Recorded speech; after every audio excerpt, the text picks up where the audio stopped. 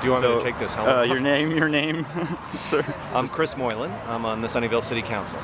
And so the next phase of the Stevens Creek Trail, I heard the mayor of Mountain View say, is to extend into Sunnyvale.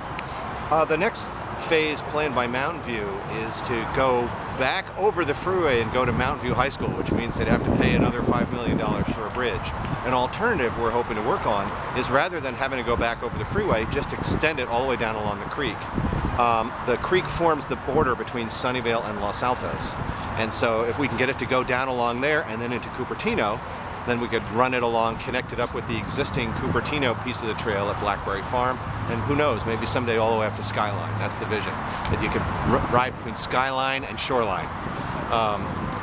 It's difficult. There's portions along the boundary between Sunnyvale and Los Altos where property owners have been given their property out to the middle of the creek, so you can't put it there.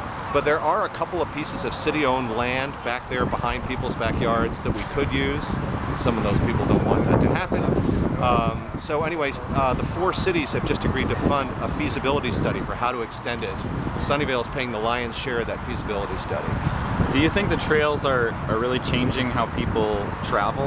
Absolutely. In Mountain View and Sunnyvale? I think there's a lot of people, given the fact that it's good weather almost all the time out here and it's flat as a pancake, it's actually a viable commute alternative for a lot of people. Rather than sitting stuck in traffic, you can actually sometimes get there just as fast riding a bike, and plus then you feel better.